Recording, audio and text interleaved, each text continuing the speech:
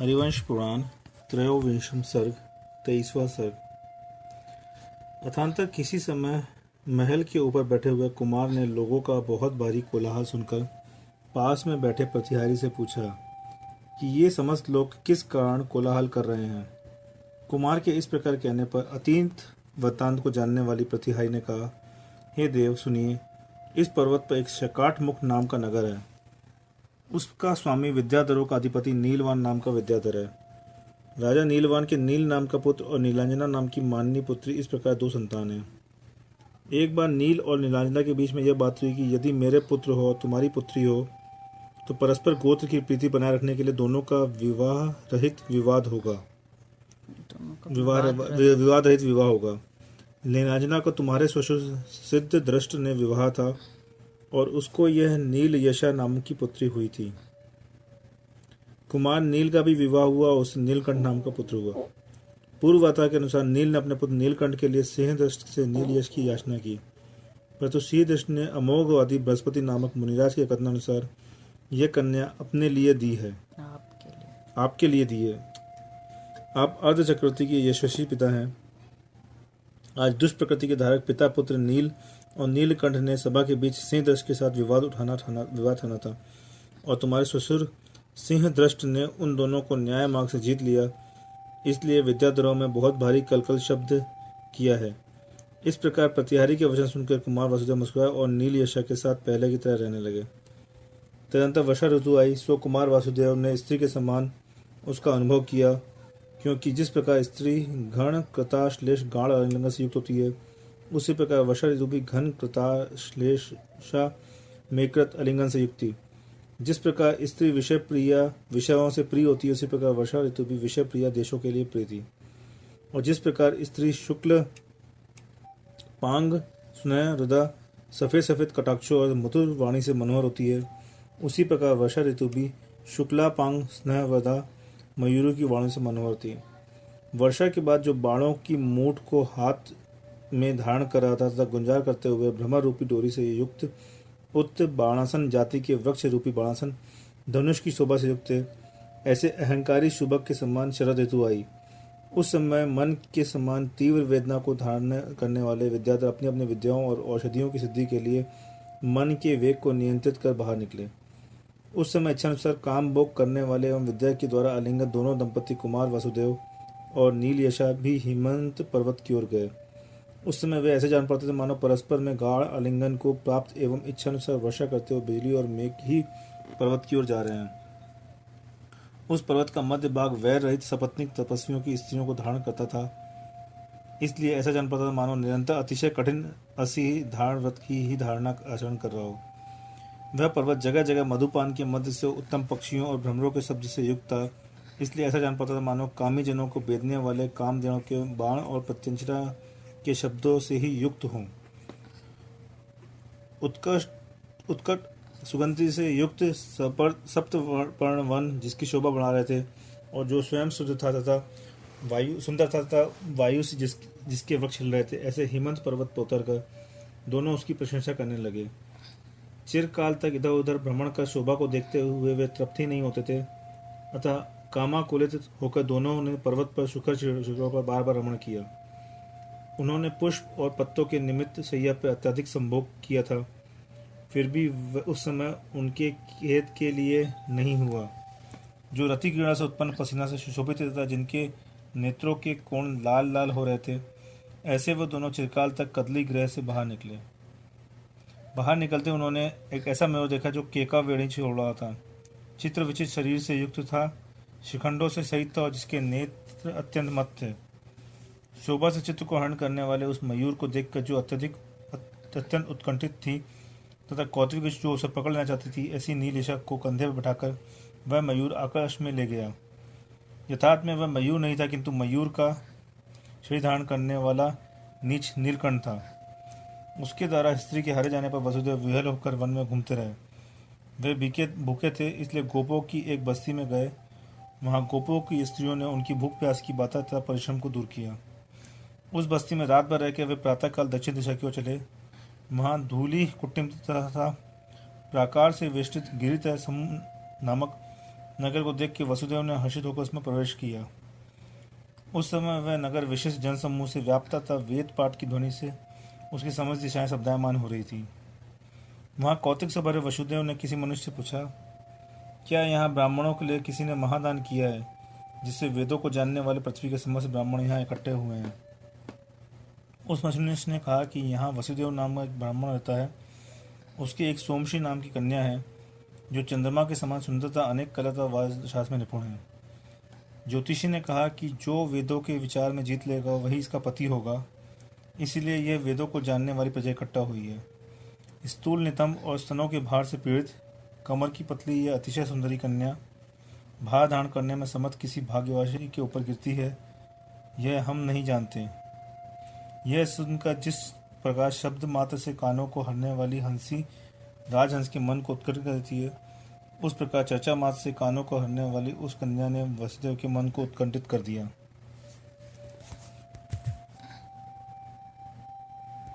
तदनंतर कुमार ने ब्रह्मदत्त नामक उपाध्याय के पास जाकर तथा उसे अपने गोत्र बताकर प्रार्थना की कि आप हमें वेद पढ़ा दीजिए। इसके उत्तर में ब्रह्मदत्त ने कहा कि यहाँ तुम धर्म को प्रकट करने वाले आर्ष वेदों को पढ़ना चाहते हो या अनार्ष वेदों को? यह सुन कुमार ने फिर पूछा कि दो वेद कैसे?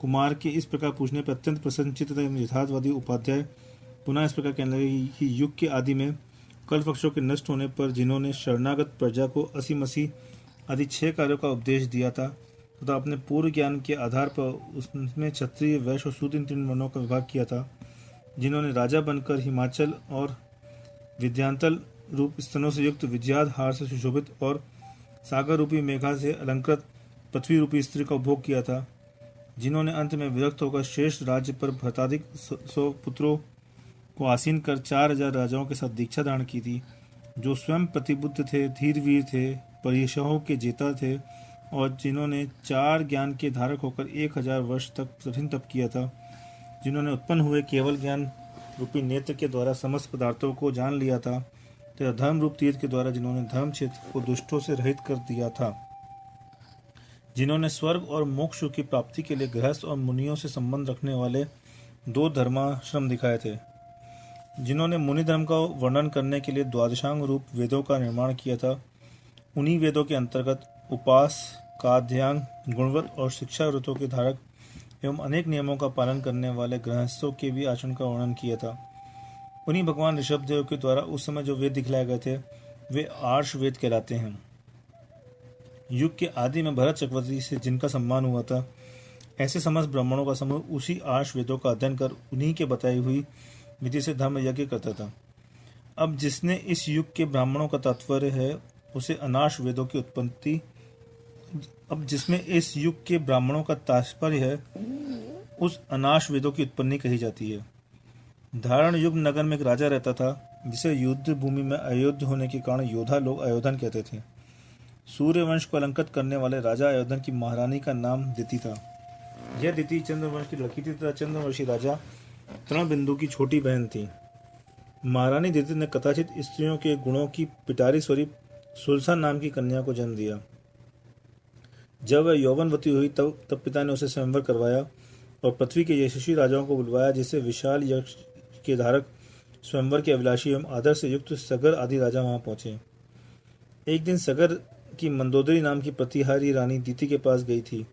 वहां उसके एकांत में दिति के वचन सुने कि बेटी सुलसा, तुम मुझसे बहुत स्नेह करती है, क्योंकि पुत्रों का माता के ऊपर जो स्नेह होता है वह दूध के अनुसार प्रकट होता है, इसलिए तू मेरी बात सुन। मेरे बड़े भाई राजा तृणबिंदु की सर्व यशा देवी से उत्पन्न हुआ मधुपुंगल नाम का पुत्र है, जो अपनी शोभा से समस्त राजाओं का तिरस्कार करता है। उससे अधिक सुंदर एवं सबसे अधिक सुंदर एवं प्रतापी है। मैंने पहले ही उसके लिए तेरे देने का मन संकल्प कर लिया था, इसलिए तू स्वयंवर में मेरा ही मनोरथ पूर्ण कर। इस प्रकार कहकर माता दिति आंसू छोड़ने लगी। माता को रोती देख कन्या सुलसा ने कहा कि हे माता, तू रो मत, मैं राजाओं के सामने जो तुझे इष्ट है वही करूंगी, तेरे के अनुसार मधुपिंगल को ही वरूंगी। मंदोदरी ने यह सुना और जाके कन्या की प्राप्ति के लिए उत्कंठित राजा सगर को ये एकांत में क्या सुनाया। तदनंतर राजा सगर ने शीघ्र ही अपने विश्वभूति नामक पुरोहित एकांत में मनुष्यों को लक्षण बनवाने वाला एक शास्त्र बनवाया और उसमें धूल से धूम्रित तथा लोहे की संदूक में भरवा कर स्वयंवर की भूमि में गड़वा दिया। जब स्वयंवर का दिन आया तब सगर ने स्वयंवर की भूमि को खुदवाकर लोहे का वह संदूक निकलवाया और उसमें उक्त शास्त्र निकालकर राजाओं के आगे दिखाया। स्वयंवर में जो राजा आए थे वे मनुष्यों के लक्षण सुनना चाहते थे, इसलिए उन सब के आगे पुरोहित ने जोर जोर से उस शास्त्र को बांटना शुरू किया। उसमें लिखा था कि राजा के पैर मछली, शंख तथा अंकुश आदि चिन्हों से युक्त होते हैं। कमल के भीतरी भाग के समान उनका मध्य भाग होता है। एड़ियों की उत्तम शोभा से सहित होते हैं। उनकी उंगलियों के पौरा एक दूसरे से सटे रहते हैं तो नख चिकने एवं लाल होते हैं। उनकी गांठें छिपी रहती हैं। वे नसों से सहित होते हैं, कुछ कुछ उष्ण होते हैं, कछुए के समान ऊंचे उड़ होते हैं, पसीना से युक्त रहते हैं। पापी मनुष्य के पैर सूपा के आकार के, फैले हुए, नसों से व्याप्त, टेढ़े, रूखे, नखों से युक्त, सूखे एवं विरल उंगलियों वाले होते हैं। जो पैर छिद्र सहित एवं कशैले रंग के होते हैं वे वंश को नाश करने वाले माने गए हैं। हिंसक मनुष्य के पैर जली हुई मिट्टी के समान और क्रोधी मनुष्य के पैर पीले रंग के जानना चाहिए। जिनकी पंडलियां थोड़े एवं अत्यंत सूक्ष्म रोमों से युक्त एवं ऊपर ऊपर गोल होती है, जिनके घुटने अच्छे हैं वे और जांघें गोल हैं वे शुभ हैं, अच्छे पुरुष हैं। और जिनकी पिंडलियां, घुटने तथा जांघें सूखी है वे निंदनीय हैं। राजाओं के एक रोमकूप में एक रोम होता है। विद्वानों के एक रोमकूप में 2 रोम होते हैं और मूर्ख एवं निर्धनों के एक रूपकोप में 3 को आदि लेके अनेक रोम होते हैं। रोमों के समानी केशों का भी फल समझना चाहिए। बच्चे का लिंग यदि छोटा, दाहिनी और कुछ टेढ़ा और मोटी गांठ से युक्त है तो शुभ है और इसके विपरीत अशुभ है। जिन मनुष्यों के वृषण अंडकोश अत्यंत छोटे हैं वे शीघ्र मर जाते हैं, और जिनके विषम एक छोटे एक बड़े होते हैं वे स्त्रियों पर अपना बल रखते हैं और स्त्रियों को वश करने वाले हैं। और जिनके एक बराबर होते हैं वे राजा होते हैं, और जिनके नीचे की ओर लटकते रहते हैं वे दीर्घजीवी होते हैं। पेशाब करते समय जिनका मूत्र शब्द सहित निकलता है वे सुखी होते हैं, जिनका मूत्र शब्द रहित निकलता है वे दुखी होते हैं। पेशाब करते समय जिनके मूत्र की पहली और दूसरी धारा दाहिनी ओर पड़ती है वे लक्ष्मी के स्वामी होते हैं, और जिनकी धारा इसके विपरीत पड़ती है वे निर्धन होते हैं। जिस पुरुष का निस्तंभ स्थूल होता है वह दरिद्र होता है, जिसका पुष्ट होता है वह सुखी होता है, और जिसका मंडूक के समान ऊंचा होता है वह व्याघ्र से मृत्यु को प्राप्त होता है। जिसकी कमर सिंह की कमर के समान पतली होती है वह राजा होता है। जिसकी कमर वानर अथवा ऊंट की कमर के समान होती है वह धनी होता है। जिसका पेट ना छोटा हो ना बड़ा हो किंतु समान हो वह सुखी होता है। जिसका पेट गढ़ा अथवा मटका के समान हो वह दुखी होता है। जिसकी पसलियां भरी हुई हो वे सुखी होते हैं, और जिसकी पसलियां नीचे तक टेढ़ी रही हो वो भोग रहित होते हैं। जिनकी कूख नीची हो वे भोग रहित होते हैं, जिनकी कूख सम हो वे भोगी होती हैं, जिनकी कूख उठी हुई हो वे राजा होते हैं, और जिनकी कूख विषम हो वे निर्धन होते हैं। जिनका उदर सर्प के समान लंबा हो वे दरिद्र बहुत भोजन करने वाले हैं। जिनकी नाभि चौड़ी, ऊंची, गहरी और गोल होती है वह सुखी होता है। जिसकी नाभि छोटी तथा कुछ कुछ दिखने वाली होती है वह क्लेश का पात्र होता है। यदि मध्य भाग की रेखाएं विषम और शूल की बाधा एवं दरिद्रता को उत्पन्न करने वाली हैं, और वही रेखा यदि बाई और दाहिनी और आवर्तों और भौरों से युक्त हो तो उत्तम बुद्धि को करती है। कमल की कर्णिका के समान नाभि मनुष्य को राजा बना देती है, और जिसकी ऊपर नीचे और आजू बाजू का भाग विस्तृत हो ऐसी नाभि मनुष्य को धनवान, गोमान और दीर्घजीवी करती है। जिसकी एक वली होती है वह शास्त्रार्थी होता है। जिसके 2 वली होती है वह निरंतर स्त्री का प्रेमी होता है। जिसके 3 वली होती है वह आचार होता है, और जिसके 4 वली होती है वह बहुत संतान वाला होता है, और जिसकी एक भी वली नहीं होती है वह राजा होता है। जिन मनुष्यों की वली सीधी होती है वे सुधार संतोषी होते हैं, और जिनके वली विषम होती है वे अगम्यगामी तथा पापी होते हैं। जिन मनुष्यों के पसवाड़े पुष्ट, कोमल एवं दाहिनी और आवर्तकार रोमों से सहित होते हैं वे राजा होते हैं, और जिनके इनसे विपरीत होते हैं वे दूसरों की आज्ञाकारी किंकर होते हैं। जिन मनुष्यों के स्तनों के अग्रभाग छोटे और स्थूल हैं वे उत्तम भाग्यशाली होते हैं, और जिनका दीर्घ एवं विषम होते हैं वे निर्धन होते हैं। राजाओं का हृदय पुष्ट, चौड़ा, ऊंचा और कंपन से सही रहित होता है, और पुण्यहीन मनुष्यों का हृदय इसके विपरीत तीक्ष्ण रोगों से व्याप्त होता है। जिनके वक्ष सम हो वे संपत्तिशाली होते हैं, जिनके स्थूल हो वे शूरवीर निर्धन होते हैं। जिनके कृश तथा विषम हो वे निधन एवं शस्त्र से मरने वाले होते हैं। जो मनुष्य स्थूल घुटनों से सहित होता है वह धनाढ्य होता है। जिनका घुटना ऊंचा होता है वह भोगी होता है। जिनका गहरा और हड्डियों से बद्ध रहता है वह निर्धन होता है। जिसका विषम होता है वह विषम ही रहता है। धनाढ्य मग्न मनुष्यों की बगलें निरंतर पसीना से रहित पुष्ट ऊंची, सुगंधित और समान रोमों से व्याप्त रहती है। निर्धन मनुष्य की गर्दन चपटी, सूखी एवं नसों से व्याप्त रहती है। इसके विपरीत शंख के समान गर्दन वाला मनुष्य राजा होता है और भैंसे के समान गर्दन वाला मनुष्य शूरवीर होता है। और रोम रहित, जो पीठ रोम रहित एवं सीधी हो वह शुभ मानी गई है, और जो रोमों से व्याप्त और अत्यंत झुकी हुई है वह अच्छी नहीं मानी गई है। निर्धन मनुष्य के कंधे छोटे, अपुष्ट और नीचे के झुके हुए और रोमों से व्याप्त होते हैं, और पराक्रमी धनवान मनुष्य के कंधे सटे एवं पुष्ट होते हैं। राजाओं के हाथ स्थूल, सम, लंबे और हाथी की सूंड के समान होते हैं, परंतु निर्धन मनुष्यों के हाथ छोटे और रोमों से युक्त रहते हैं। दीर्घायु मनुष्यों की अंगुलियां लंबी एवं अत्यंत कोमल होती है। भाग्यशाली मनुष्यों की बल रहित और बुद्धिमान मनुष्यों की अत्यंत छोटी होती है। निर्धन मनुष्यों के हाथ स्थूल रहते हैं, सेवकों के हाथ चिपटे होते हैं, वानरों के हाथ समान हाथ वाले मनुष्य धनाढ़ होते हैं, और व्याघ्र के समान हाथ वाले मनुष्य शूरवीर होते हैं। जिनकी कलाइयाँ अत्यंत गूढ़ एवं सुष्ठित संधियों से युक्त होती है वे राजा होते हैं। जिनकी कलाइयाँ ढीली एवं शब्दों से सहित है वे दरिद्रता से युक्त होते हैं। जिनकी हथेलियाँ गहरी, भीतर को दबी हुई, नपुंसक तथा पिता के धन से रहित होते हैं। जिनकी हथेलियाँ भरी और गहरी और धनाढ़ होते हैं, और जिनकी हथेलियाँ ऊपर की उठी हुई वे दानी होते हैं। जिनकी हथेलियाँ लाख के समान लाल हो वे धनाढ़ होते हैं। जिनकी विषम होती है वे दरिद्र एवं विषम होते हैं। जिनकी पीली हो वे अगम्यगामी होते हैं, और जिनकी रूक्ष हो वे सौंदर्य से रहित कुरूप होते हैं। जिनके नख तुष के समान हो वे नपुंसक, जिनके फटे हुए हों वे निर्धन, जिनके कुछ लाल लाल हो वे सेनापति, और जिनके बद्दे हों वे तर्क वितर्क करने वाले होते हैं। जिनके अंगूठे पे यवक का चिन्ह हो वे धनाढ़ होते हैं। जिनके अंगूठे पे मूल में यव का चिन्ह हो वे अधिक पुत्र वाले होते हैं। जिनके अंगूठे में गहरी एवं चिकनी रेखाएं होती है वे धनाढ़ होते हैं, और इसके विपरीत रेखाएं वे निर्धन होते हैं। जिनकी उंगलियां अत्यंत सघन होती है वे धन संपन्न होते हैं। जिनकी उंगलियां विषम होती है वे निर्धन होते हैं। जिनकी कलाई से लेकर हाथ तक की 3 रेखाएं होती हैं वे राजा होते हैं। प्रदेशनी अंगुली तक लंबी रेखा दीर्घायु का चिन्ह है, अतः जिसकी रेखा कनिष्ठा से लेकर प्रदेशनी तक लंबी चली जाती है वह दीर्घायु होता है, और जिसकी रेखाएं कटी एवं छोटी होती है वह अल्पायु का होता है। तलवार, शक्ति, गदा, भाला, चक्र और तोमर आदि रेखाएं हाथ में हो तो वह स्पष्ट कहते हैं ये व्यक्ति सेनापति होगा। जिसकी दाढ़ी पतली और लंबी होती है वे दलित होते हैं। जिनकी पुष्ट होती है वे धनी होते हैं। जिनकी ओठ बिना फटे सीधे और बिंबी के समान सफेद लाल होते हैं वे राजा होते हैं। जिनके दाढ़े तीक्ष्ण, सम और स्निग्ध होते हैं, दांत सफेद और सघन रहते हैं तथा जीभ लाल, लंबी और कोमल होती है वे भोगी होते हैं। जिनका मुख भरा सौम्य, सम और कुटिलता रहित होता है वे राजा होते हैं। जिनका मुख बड़ा होता है वे अभागे होते हैं, और जिनका मुख गोलाकार होता है वे मूर्ख होते हैं। संतान रहित मनुष्य का मुख स्त्री के समान तथा नीचा होता है। कंजूस मनुष्य का मुख छोटा और निर्धन मनुष्य का मुख लंबा होता है। जिनके कान कीला के समान हो वे राजा होते हैं। जिनके कानों पर रोम होते हैं वे दीर्घायु होते हैं। जिनकी नाक सीधी, समान पुष्ट वाली एवं छोटे छिद्रों से युक्त होती है वे भोगी होते हैं। जिनको एक छींक आवे वे धनाढ़, जिनको 2-3 छींक एक साथ आवे विद्वान, और जिनको लगातार अनेक खुली छींकें आए और दीर्घायु होते हैं। जिनके नेत्र अंत में लाल और कमल पत्र के समान हो वे लक्ष्मीवान, और जिनके गजेंद्र एवं बैल के समान हो वे राजा होते हैं। जो मनुष्य पिंगल वर्ण के नेत्रों से युक्त और अमंगलिक और पापी है उनके साथ न कभी बात करनी चाहिए और न उनकी ओर खांस कर देखना चाहिए। जिनके नेत्र मजर के नेत्रों के समान रहते हैं वे सदा मानसिक, वाचनिक और कायिक पापों से युक्त होते हैं तथा दुर्जन, अभागे, क्रूर और पापी माने गए हैं।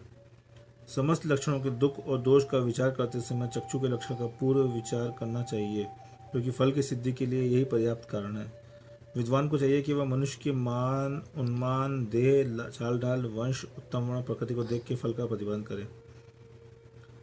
इस प्रकार पुस्तक बाँचे जाने पर मधुपिंगल को यह आशंका हो गई कि हमारे नृत्य में दोष है, इसलिए वह सभा से निकलकर चला गया। यद्यपि मधुपिंगल 9 यौवन से युक्त था, तथापि शुल्का को छोड़कर दीक्षित हो गया और मुनिचर्या को धारण कर अनेक देशों में विहार करने लगा। इधर राजा सगर बहुत चतुर था, इसलिए वह कमल के समान सुंदर नेत्रों वाली सुरसा को स्वयंवर में प्राप्त कर सुख का उपभोग करने लगा। आचार्य कहते हैं कि ऐसी प्रवृत्ति चतुराई तत्काल तो चतुराई कही जाती, परंतु वे सदा छिपी नहीं रहती, इसलिए उसका करने वाला प्राणी आगामी काल में अवश्य दुष्परिणाम को प्राप्त होता है, उसका खोटा फल भोगता है। तदनंतर एक दिन मध्याह्न के समय पारणा के लिए किसी नगर में आए हुए दिगंबर मुद्राधारी मधुपिंगल को एक सामुद्रिक शास्त्री ने देखा।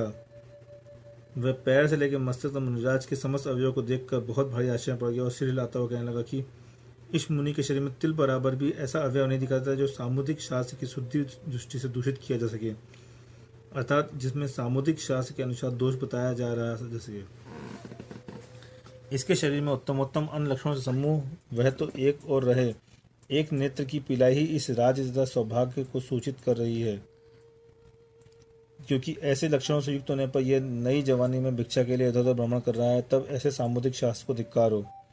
यदि दुर्दैव इसे पीड़ित ही करना चाहता है तो फिर निर्दोष लक्षणों से युक्त समूह से युक्त क्यों किया।